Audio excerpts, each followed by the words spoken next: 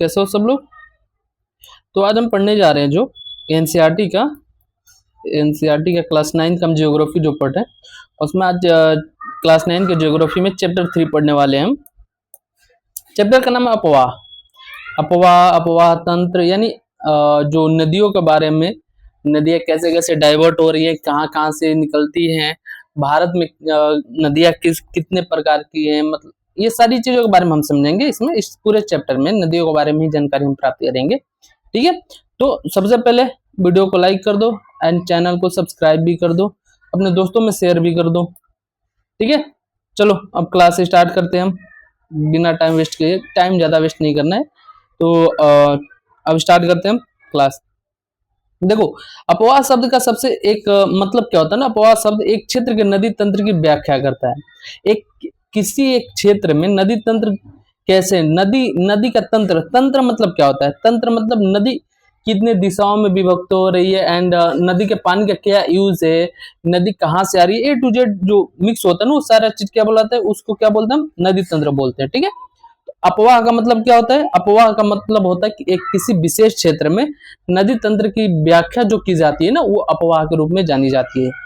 ठीक है, फिर आगे में भारत के भौतिक मानचित्र को देखिए, आप पाएंगे कि विभिन्न दिशाओं से छोटी छोटी धाराएं आकर एक साथ मिल जाती है तथा एक मुख्य नदी का निर्माण करती है। अंततः इनका निकास बहुत किसी बड़े जलाशय जैसे झील हो गया, समुद्र हो गया या महासागर में होता है।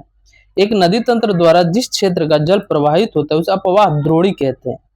एक नदी तंत्र द्वारा जिस क्षेत्र का जल प्रवाहित होता है उसे क्या बोलते हैं हम? अपवाह द्रोणी कहते हैं। ठीक है, देखो अब इसमें आओगे, इसमें हम देखते हैं, ये है इंडिया का मानचित्र। ये देखो, एक सिंधु नदी होगी, ये बुलर नदी, ब्यास, गोविंद सागर, संबक नावत झील होगी, ये यमुना नदी यहाँ हो गई, घाघरा हो गई, शारदा हो गई, गंगा नदी आ गई, गंगा नदी यहाँ पे भी है, महानदी हो गई। ये सारे दिख रहा है ना, ये देखो एक द्रोणी से निकल रही है, ये ऐसे गई, ये यहाँ से है, बेतवा नदी है जो गांधी सागर जो बांध है यहाँ पे, ये सारी है। ठीक है, गोदावरी नदी ये ऐसे गई, यहाँ से ये इधर ट्रांसफर हुई, फिर आगे गई, फिर इधर से इधर ये पेन गंगा हो गई, फिर ये नीचे गई तो कोलेरू झील में ये मिल जाती है, फिर उसके बाद ये बंगाल की खाड़ी के साइड से निकल जाएगी। ठीक है, समझ में आ रहा है ये चीज? आ रहा है ना? तो वही चीज इसमें इसमें क्या बोला है इसमें, कि ये क्या करती है ना, कि बहुत सारी नदियां जो होती है ना, छोटी छोटी धाराओं में एक साथ, नदी तंत्र का जो होता है छोटी छोटी धाराओं में एक साथ मिलते हैं और एक मुख्य नदी का निर्माण करते हैं। छोटी छोटी धाराओं से अलग अलग दिशाओं से आते हैं और फिर एक जगह पे क्या होता है, मिक्स हो जाता है, धारा मिक्स होकर एक धारा निकलता है जिसे मुख्य नदी बोलते हैं हम, मुख्य नदी का निर्माण करते हैं ये। एक नदी तंत्र द्वारा जिस क्षेत्र का जल प्रवाहित होता है उसे एक अपवाह द्रोणी कहते हैं। उसको उसको क्या बोलते हैं हम? अपवाह द्रोणी बोलते हैं। अब भारत में अपवाह तंत्र देखो, पहला चीज करके पता चलता है कि कोई भी ऊंचा क्षेत्र जैसे पर्वतीय उच्च भूमि दो पड़ोसी अपवाह द्रोणियों के एक दूसरे से अलग करते हैं। इस प्रकार की उच्च भूमि को जल विभाजक कहते हैं। जल विभाजक ये जो दिख रहा है, एक धारा बी जा रही है, धारा ए जा रही है, एक नदी ये होगी, एक नदी ये होगी, ये दोनों का धारा जा रही है।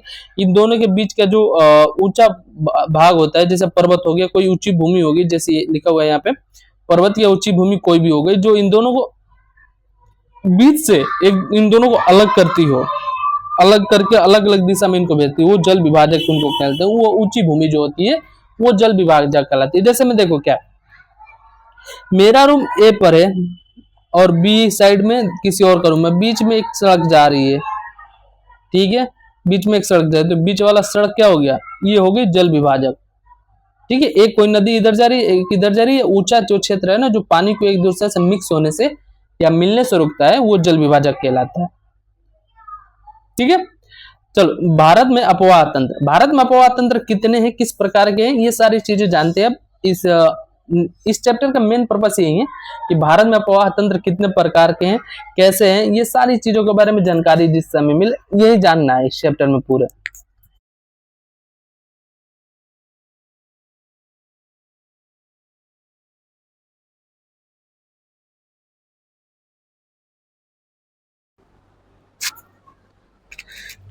भारत के अपवाह तंत्र का नियंत्रण भारत के जो अपवाह तंत्र का नियंत्रण है मुख्यतः भौगोलिक आकृतियों के द्वारा किया जाता है।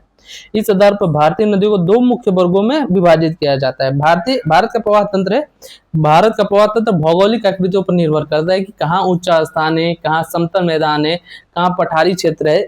इन चीजों पर यह निर्भर करता है।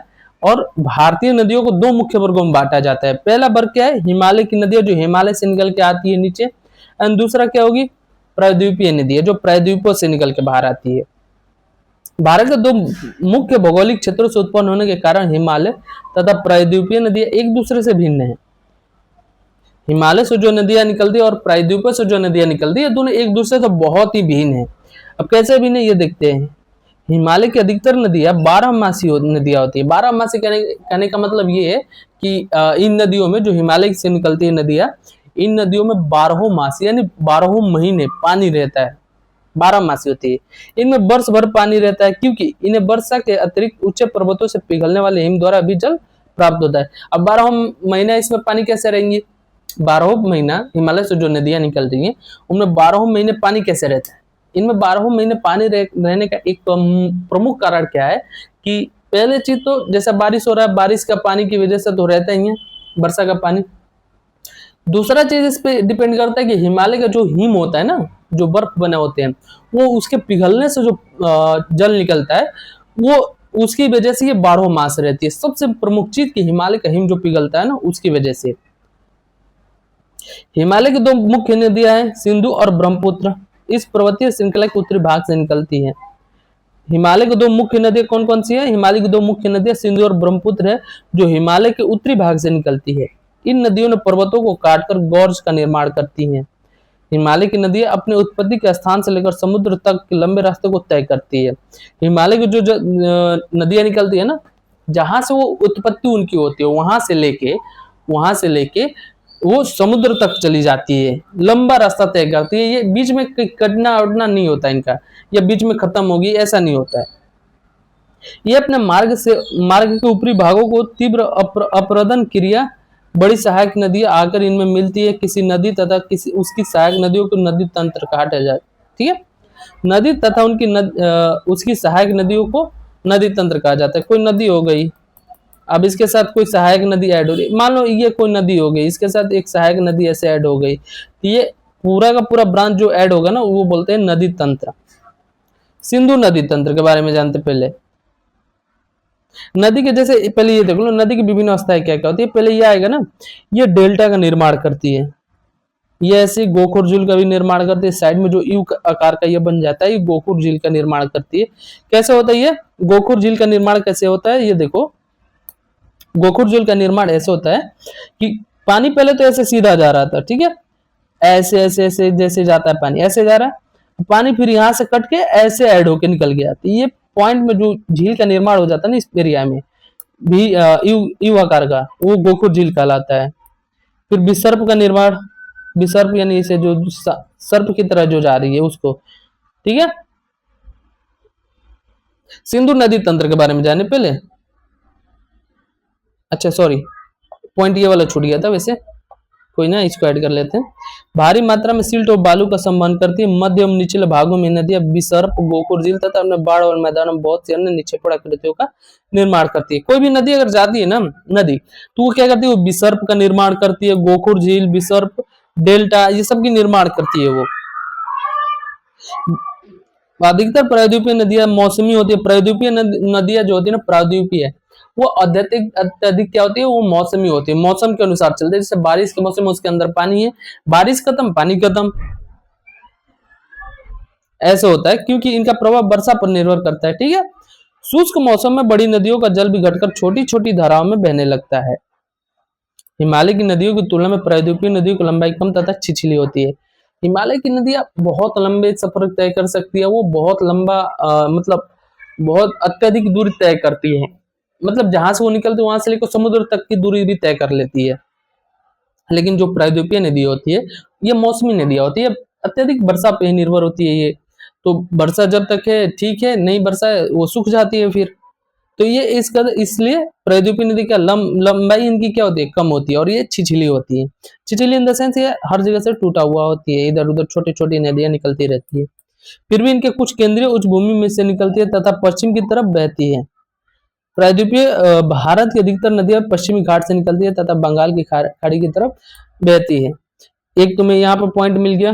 प्रायद्वीपीय जो है, प्रायद्वीपीय भारत की अधिकतर नदियां कहाँ से निकलती है? पश्चिमी घाट से निकलती है। प्रायद्वीपीय भारत की अत्यधिक नदियां जो है वो पश्चिमी घाट से निकलती है तथा बंगाल की खाड़ी की तरफ बहती है।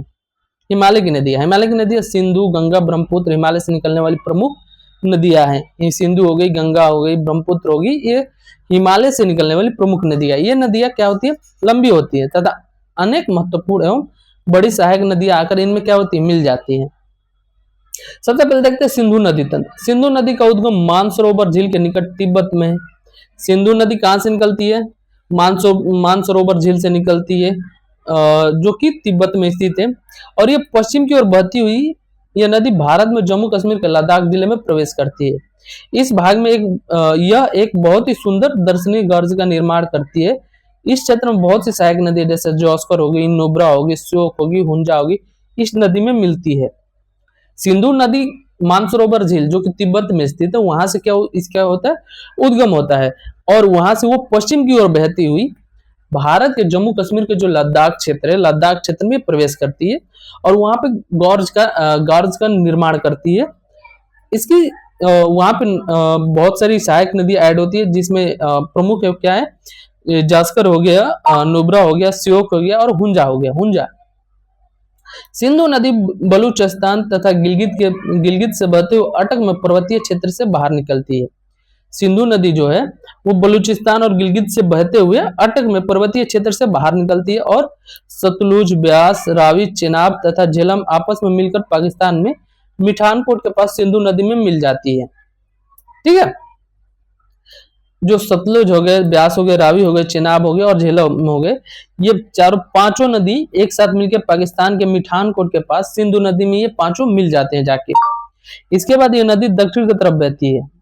मिठानकोट के बाद ये पाकिस्तान के मिठानकोट से ये जो नदी सिंधु नदी है ये दक्षिण की तरफ बहती है तथा अंत में कराची से पूर्व की ओर अरब सागर में मिल जाती है और अंत में ये कराची से पूर्व की ओर अरब सागर में मिल जाती है।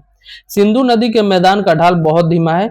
सिंधु द्रोणी का 1/3 से कुछ अधिक भाग भारत के जम्मू कश्मीर, हिमाचल तथा पंजाब में तथा शेष भाग पाकिस्तान में स्थित है। सिंधु नदी का 1/3 से कुछ अधिक भाग भारत के जम्मू कश्मीर तथा हिमाचल और पंजाब में स्थित है। 1/3 से कुछ अधिक भाग, 1/3 से कुछ अधिक भाग कहाँ है? भारत में स्थित है, जम्मू कश्मीर, हिमाचल और पंजाब में, तथा बाकी जो शेष भाग है वो पंजाब में स्थित है। 2900 किलोमीटर लंबी सिंधु नदी विश्व की लंबी नदियों में से एक है। सिंधु नदी की लंबाई कितनी है? 2900 किलोमीटर। अब यहाँ एक इंपॉर्टेंट पॉइंट हमें मिला है, अब इसके बारे में थोड़ा हम देख ले। सिंधु जल समझौता संधि के अनुच्छेदों 1960 के अनुसार भारत इस नदी प्रक्रम का संपूर्ण जल का केवल 20% जल उपयोग कर सकता है। इस जल का उपयोग हम पंजाब, हरियाणा और राजस्थान के दक्षिण पश्चिम भागों में सिंचाई के लिए करते हैं। सिंधु जल समझौता जो हुआ था 1960 ईस्वी में, इसके अनुच्छेदों के तहत भारत जो है इस नदी प्रक्रम का है, जो सिंधु नदी प्रक्रम का है, इसका केवल 20% भाग ही अपने यूज में ले सकता है। हालांकि इसको चेंज किया जा चुका है अब तक, भारत द्वारा पाकिस्तान में जो सिंधु नदी बह रही थी उस पर रोक लगाया जा चुका है। दूसरा पॉइंट है गंगा नदी तंत्र। गंगा की मुख्य धारा भागीरथी, गंगोत्री हिमानी से निकलती है। गंगा नदी की जो मुख्य धारा है वो उसको क्या बोलते हैं? भागीरथी बोलते हैं। और ये हिमानी के गंगोत्री हिमानी से निकलती है तथा अलकनंदा उत्तराखंड के देवप्रयाग में इसमें मिलती है। ठीक है, उत्तराखंड के देवप्रयाग में फिर जाके मिक्स मिलती है। हरिद्वार के पास गंगा पर्वतीय भाग को छोड़कर मैदानी भाग में प्रवेश करती है। हरिद्वार के पास गंगा पर्वतीय भाग को छोड़कर मैदानी भाग में क्या करती है? प्रवेश करती है। हिमालय से निकलने वाली बहुत सी नदियां आकर गंगा में मिलती है। हिमालय से आने वाली बहुत नदियां गंगा में आकर मिलती है। जैसे गंगा में मिलने वाली कौन कौन सी नदियां, प्रमुख नदियां कौन है? यमुना हो गई, घाघरा हो गई, गंडक हो गई, कोसी हो गई। कोसी को बिहार का शोक भी बोला जाता है। यमुना नदी हिमालय की यमुनोत्री हिमालय से निकलती है। यमुना नदी जो है यमुनोत्री से निकलती है, गंगा नदी गंगोत्री से निकलती है। ये याद रखना। ये गंगा के दाहिने किनारे के समानांतर बहती है तथा इलाहाबाद में गंगा से मिल जाती है। गंगा और यमुना का संगम कहाँ है? इलाहाबाद में। घाघरा, गंडक तथा कोसी नेपाल हिमालय से निकलती है।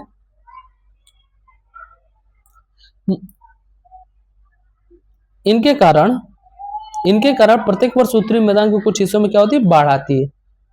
कोसी नदी मेन, कोसी नदी को बिहार का इसीलिए शोक कहा जाता है। बिहार का शोक किसको बोला जाता है? कोसी नदी को। क्यों? क्योंकि इसकी वजह से हर साल बिहार में बाढ़ आती है।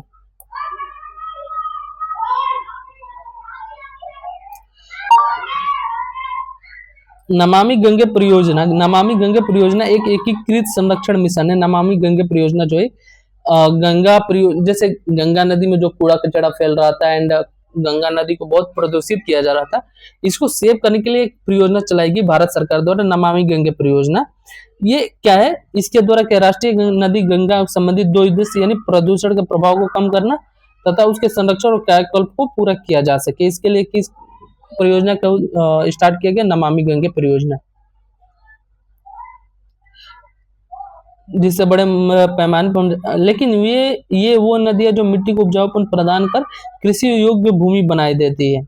बाढ़ आता है वहां पे। बिहार का शोक किसे बोला जाता है? कोसी नदी को। कोसी नदी के आने से क्या होगा? बाढ़ जब आएगा तो क्या बहुत भारी मात्रा में वहां पे जान माल का नुकसान भी होता है।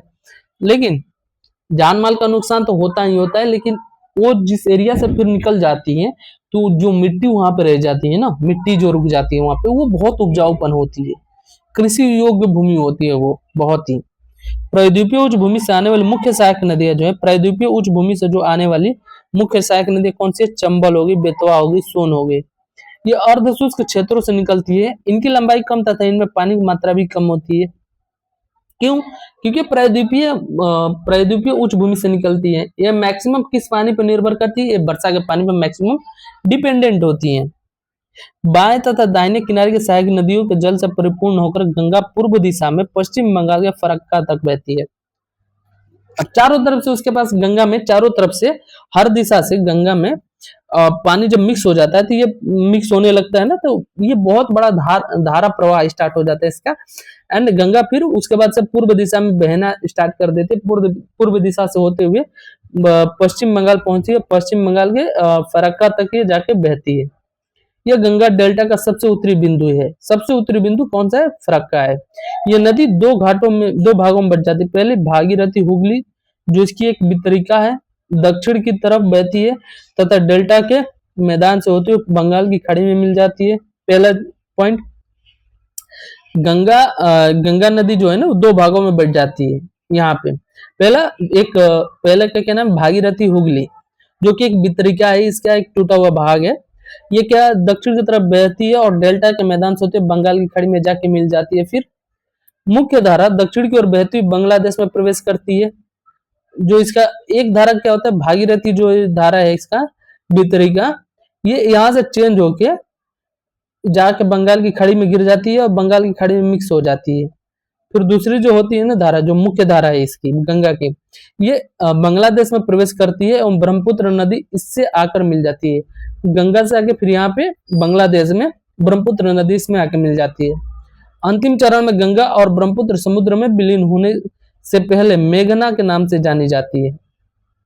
ठीक है, लास्ट टाइम जब वो समुद्र में मिलने वाले हो तो उसके ठीक पहले इसको मेघना के नाम से बोला जाता है, मेघना के नाम से जाना जाता है। वहां पे गंगा और ब्रह्मपुत्र के जल वाली ये बृहद नदी बंगाल की खाड़ी में मिल जाती है। इन नदियों के द्वारा बनाए गए डेल्टा को सुंदरबन डेल्टा के नाम से जाना जाता है।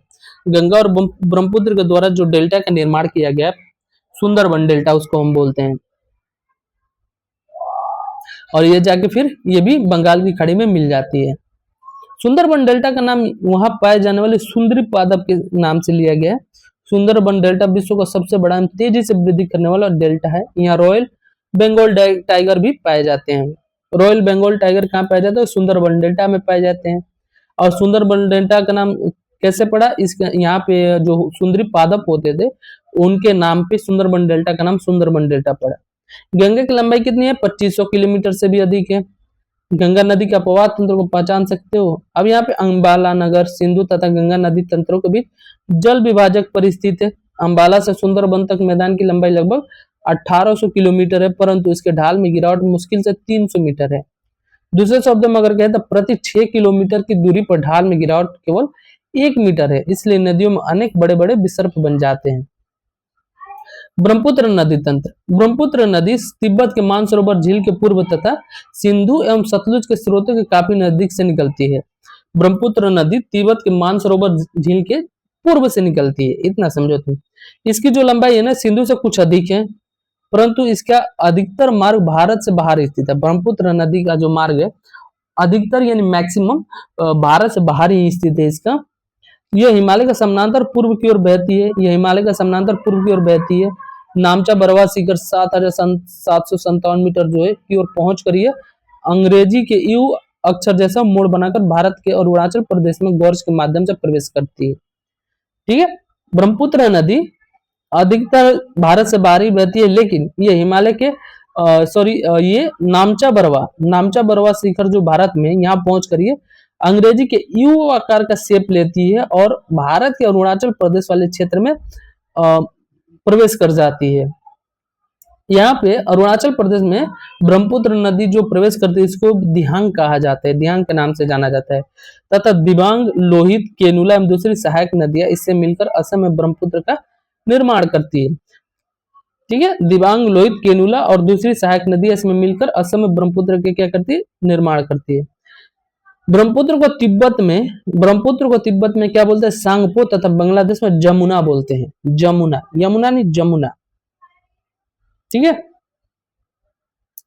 अब नेक्स्ट पॉइंट पर मैं ये खत्म हो गया। हम नेक्स्ट टाइम तिब्बत एक शीत एवं शुष्क क्षेत्र है। तिब्बत अतः यहाँ इस नदी में जल एवं सिल्ट की मात्रा बहुत कम होती है। ठीक है, तिब्बत भारत में यह उच्च वर्षा वाले क्षेत्रों से होकर गुजरती है। जो ब्रह्मपुत्र नदी है, यह नदी में जल एवं सिल्ट की मात्रा बढ़ जाती है। भारत के उच्च वर्षा वाले क्षेत्रों से जब गुजरती है ना, तो इसमें इसके जल में क्या सिल्ट की मात्रा क्या हो जाती है, बढ़ जाती है। तिब्बत एक शुष्क क्षेत्र है और शीत वाला क्षेत्र है, ठंडा स्थान है, तो वहां पे जल में जो सिल्ट की मात्रा होती है वो बहुत कम होती है। लेकिन जब ये भारत में प्रवेश करती है तो भारत में ऊंचे भागों से प्रवेश करती है, उच्च वर्षा वाले क्षेत्रों से प्रवेश करना स्टार्ट करती है। जब ऊंच वाले वर्षा वाले क्षेत्रों से गुजरती है ना, तो इसमें सिल्ट की मात्रा क्या होती है, इसके जल में बढ़ जाती है। असम ब्रह्मपुत्र अनेक धाराओं से बहकर एक गुम्फित नदी के रूप में बहती है तथा बहुत से नदी द्वीपों का निर्माण करती है। क्या आपको ब्रह्मपुत्र हटाओ? प्रत्येक वर्ष वर्षा ऋतु में यह नदी अपने किनारों से ऊपर बहने लगती है एवं बाढ़ के द्वारा असम तथा बांग्लादेश में बहुत अधिक क्षति पहुंचाती है। उत्तर भारत की अन्य नदियों के विपरीत ब्रह्मपुत्र नदी में सिल्ट निक्षेपण की मात्रा बहुत अधिक है। ब्रह्मपुत्र नदी में सिल्ट निक्षेपण की मात्रा बहुत अधिक है। इसके कारण नदी की सतह बढ़ जाती है और यह बार बार अपनी धारा के मार्ग में परिवर्तन लाती है। प्रायद्वीपीय नदियों के बारे में थोड़ा जान लें। प्रायद्वीपीय भारत में मुख्य जल विभाजक का निर्माण पश्चिमी घाट द्वारा होता है, जो पश्चिमी तट के निकट उत्तर से दक्षिण की ओर स्थित है। प्रायद्वीपीय भाग की अधिकतर मुख्य नदी है, जैसे प्रायद्वीपीय भाग की जो मुख्य नदी है वो कौन कौन सी है, महानदी हो गई, गोदावरी नदी, कृष्णा नदी, कावेरी नदी, ये पूर्व की ओर बहती हैं तथा बंगाल की खाड़ी में जाके मिल जाती हैं। यह नदी अपने मुहाने पर डेल्टा का निर्माण करती है। पश्चिमी घाट से पश्चिम में बहने वाली अनेक छोटी धाराएं हैं। नर्मदा, तापी दो ही बड़ी नदियां हैं जो कि पश्चिम की तरफ बहती है। नर्मदा और तापी नदी पश्चिम की ओर बहती है, जबकि महानदी, गोदावरी, कृष्णा और कावेरी पूर्व की ओर बहती है। यह क्वेश्चन इंपोर्टेंट है, यह क्वेश्चन यूपीएससी कर चुका है। और ज्वारा नदबू की निर्माण करती है। प्रायद्वीपीय नदियों की अपवाह द्रोणी आकार में अपेक्षाकृत छोटी है। नर्मदा द्रोणी, नर्मदा का उद्गम मध्य प्रदेश के अमरकंटक पहाड़ी के निकट है। नर्मदा नदी मध्य प्रदेश के अमरकंटक पहाड़ी से निकलती है। यह पश्चिम की ओर एक भ्रंश घाटी में बहती है। समुद्र तक पहुंचने के क्रम में यह नदी बहुत से दर्शनीय स्थलों का निर्माण करती है, जैसे जबलपुर के निकट संगमरमर के सैलों में यह नदी गहरे गौर से बहती है तथा जहां यह नदी तीव्र ढाल से गिरती है वहां धुआंधार प्रपात का निर्माण करती है। ठीक है, अमरकंटक पहाड़ी से नर्मदा द्रोणी मतलब नर्मदा नदी का निर्माण होता है और ये भ्रंश घाटी की ओर बहती जाती है। समुद्र तक जब ये समुद्र तक पहुंचती है ना, समुद्र तक पहुंचने के क्रम में नहीं है, बहुत से ऐसे स्थलों का निर्माण करती है, रमणीय स्थल, दर्शनीय स्थल, जिसे हम देख के आप खुश हो जाओ, या बहुत अच्छे अच्छे जगहों का निर्माण करते हैं। नर्मदा नदी को ना पूजा भी किया जाता है। नर्मदा भारत में ना हर नदियों की पूजा की जाती है, लेकिन कुछ साफ नहीं रखना चाहता है, ये पॉइंट अलग है, समझ गए। जबलपुर के निकट ये संगमरमर के सेलों से बनी नदी गहरे गोर्ज में बहती है तथा जब नर्मदा नदी तीव्र ढाल से नीचे गिरती है तो ये धुआंधार प्रपात का निर्माण करती है। ठीक है, नर्मदा की सभी सहायक नदियां बहुत छोटी हैं, इनमें से अधिकतर समकोण पर मुख्य धारा में मिलती है। नर्मदा द्रोणी मध्य प्रदेश तथा गुजरात के कुछ भागों में विस्तृत है। अब यहाँ पे हमें मिला नर्मदा नदी से रिलेटेड एक इंपॉर्टेंट फैक्ट जो हम जानेंगे। नर्मदा नदी के संरक्षण के लिए मध्य प्रदेश सरकार द्वारा नमामि देवी नर्मदे नाम की एक योजना प्रारंभ की गई है। ठीक है, तापी द्रोणी, तापी की उद्गम मध्य प्रदेश के बैतूल जिले में सतपुड़ा की श्रृंखलाओं में है। ठीक है, तापी द्रोणी का जो उत्पत्ति है वो भी मध्य प्रदेश के बैतूल जिले में सतपुड़ा जो है ना पर्वत श्रृंखला, सतपुड़ा की श्रृंखलाओं से ही निकलती है तापी द्रोणी। यह भी नर्मदा का समानांतर एक भंस घाटी में बहती है, लेकिन इसकी लंबाई बहुत कम है। तापी नदी की लंबाई बहुत कम है और इसकी द्रोणी मध्य प्रदेश हो गया, गुजरात हो गया और महाराष्ट्र राज्य में है। तापी द्रोणी जो है वो मध्य प्रदेश, गुजरात और महाराष्ट्र में स्थित है। अरब सागर तथा पश्चिमी घाट के बीच एक तटीय मैदान बहुत अधिक संकीर्ण है, इसलिए तटीय नदियों की लंबाई बहुत कम है। तापी द्रोणी की लंबाई बहुत कम है। ठीक है, ये पश्चिम की ओर बहने वाली मुख्य नदियां साबरमती, माही, भारतपुजा, पेरियार। साबरमती, माही, भारतपुजा और पेरियार चार नदियां ऐसी है ना जो पूर्व की तरफ बहती है, सॉरी पश्चिम की ओर बहती है। उन राज्यों का नाम बताइए जहां ये नदियां बहती है। ठीक है, तुम लोग आंसर में लिखोगे, इसको आंसर करोगे कमेंट बॉक्स में। ठीक है, गोदावरी द्रोणी, गोदावरी सबसे बड़ी प्रायद्वीपीय नदी है। प्रायद्वीपीय नदी में सबसे बड़ी कौन सी है? गोदावरी नदी है। यह महाराष्ट्र के नासिक जिले में पश्चिमी घाट की ढालों से निकलती है।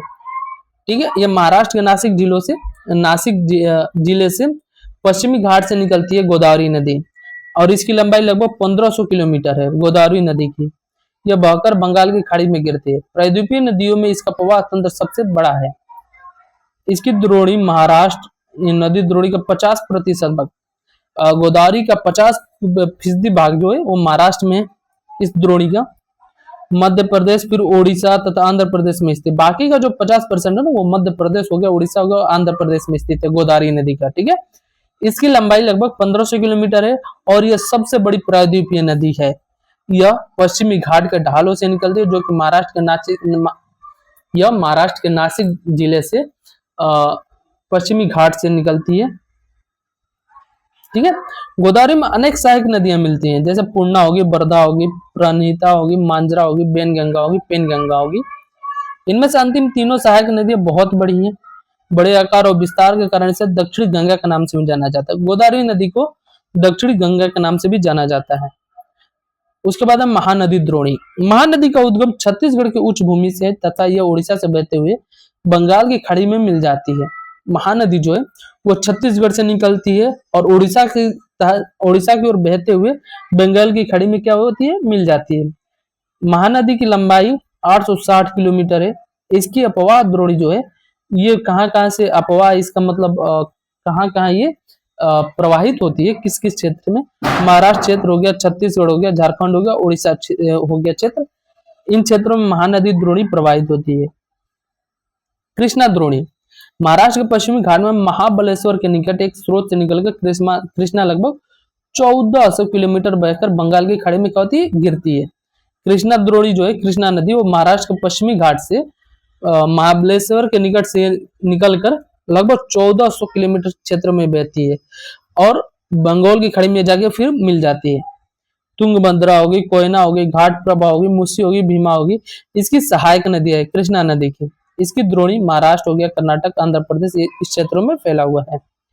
कावेरी द्रोणी, कावेरी जो नदी है ना वो पश्चिमी घाट के ब्रह्मगिरी श्रृंखला से निकलती है तथा तमिलनाडु के कुडलूर के दक्षिण में बंगाल की खाड़ी में जाके मिल जाती है। कावेरी नदी की जो लंबाई वो 760 किलोमीटर है और इसकी प्रमुख सहायक नदियां कौन कौन सी? इसकी कावेरी नदी की प्रमुख सहायक नदियां अमरावती, भवानी, हेमावती, काबिनी, कावेरी नदी की द्रोणी तमिलनाडु, केरल तथा कर्नाटक में क्या है, विस्तृत है। भारत में दूसरा सबसे बड़ा जलप्रपात कौन सा है, कावेरी नदी। इसे शिव समुद्रम के नाम से भी जाना जाता है, कावेरी द्रोणी को।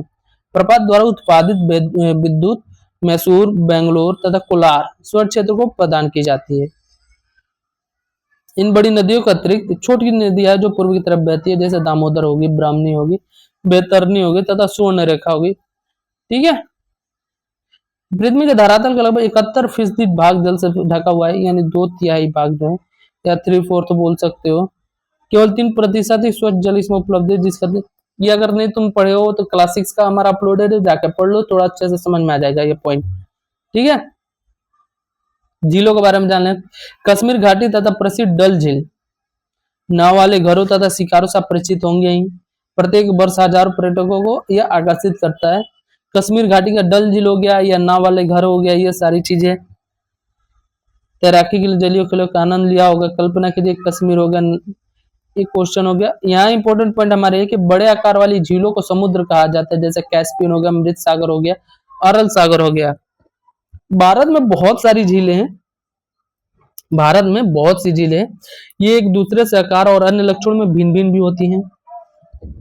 अधिकतर झीलें जो है वो अस्थायी भी होती हैं तथा कुछ केवल जो होती है वो वर्षा ऋतु के पानी पर निर्भर होती हैं। जैसे अंतर्देशीय प्रवाह अपवाह वाले अर्धशुष्क क्षेत्रों को द्रोणी वाली झीलें, या कुछ झीलें ऐसी जिनका निर्माण हिमानियों और बर्फ चादर की क्रिया के फलस्वरूप हुआ है, जबकि कुछ अन्य क्रिया के द्वारा।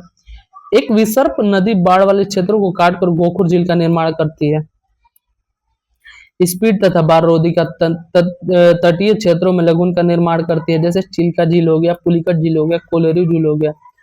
अंतर्देशीय भागों वाली झीलें कभी कभी मौसमी होती है। उदाहरण के लिए राजस्थान के सांबर झील जो एक लवण जल वाले झील है, इसका जल का उपयोग नमक के निर्माण के लिए किया जाता है। मीठे पानी के अधिकांश झीलें जो हिमालय क्षेत्रों में है, मीठे पानी के जो अधिकांश झीलें वो हिमालय क्षेत्रों में पाए जाते हैं।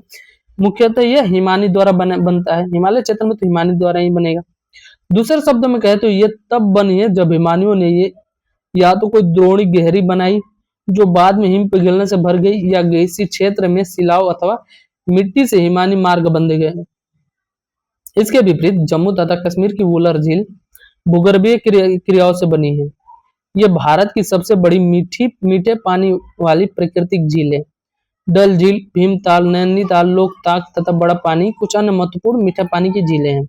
इसके अतिरिक्त जल विद्युत उत्पादन के लिए नदियों पर बांध बनाने में झील का निर्माण हो जाता है, जैसे गुरु गोविंद सागर भाखड़ा नांगल परियोजना। गुरु गोविंद सागर पे जो बांध बनाए हुए भाखड़ा नांगल परियोजना।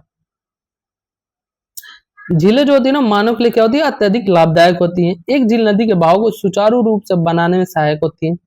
अत्यधिक वर्षा के समय बाढ़ को रोकती है तथा सूखे के मौसम में पानी के बहाव को संतुलित करने में क्या करती है, सहायता करती है। ठीक है। झीलों का प्रयोग हम जल विद्युत को उत्पन्न करने में करते हैं तथा आसपास की जलवायु को सामान्य बनाते हैं। ठीक है। नदियों का अर्थव्यवस्था में महत्व क्या होता है, देखो ये एक मूल प्राकृतिक संसाधन है। जो नदियां होती है मूल प्राकृतिक संसाधन होती है और मानवीय क्रियाकलापों के लिए अनिवार्य होती है। ठीक है। अब यहाँ पे पर्यटक आएंगे, नदियों को देखेंगे, नदियों को पूजा कर, इससे क्या होगा, अर्थव्यवस्था में थोड़ा सा उत्पन्न होता है। देखो नदियां भारत की अर्थव्यवस्था में क्या उत्पन्न करती है, सबसे चीज अधिकांश जनसंख्या जीविका क्या है, कृषि पर निर्भर है। नदियों का पानी से सिंचाई के काम करते हैं, जैसे हम कृषि निर्माण करते हैं, सिंचाई, नौ संचालन हो गया, जल विद्युत निर्माण भी हम करते हैं। इन सब चीजों में नदियों का काम महत्व बहुत अधिक है। NRCP राष्ट्रीय नदी संरक्षण योजना एक बनाई गई थी। देश में नदी सफाई कार्यक्रम का शुभारंभ 1985 में गंगा एक्शन प्लान यानी GAP के साथ आरंभ हुआ। वर्ष 1995 में राष्ट्रीय नदी संरक्षण योजनाओं NRCP के तहत अन्य नदियों को जोड़ने के लिए गंगा कार्य योजना का विस्तार किया गया। नदियां देश के जल का प्रमुख स्रोत है। NRCP का उद्देश्य नदियों के जल में प्रदूषण को कम करना और जल की गुणवत्ता को सुधार करना है। नदियों का प्रदूषण, हम नदियों में प्रदूषण कैसे करते हैं ये बताने की आवश्यकता नहीं, तुम्हें बहुत अच्छे से पता है। तो नदियों को प्रदूषण रोकने की आवश्यकता बहुत ज्यादा है। बाकी इसका क्वेश्चन आंसर तुम कर लोगे ना, कंप्लीट करो। जो क्वेश्चन नहीं समझ में आ रहा है डायरेक्टली कमेंट में डालो।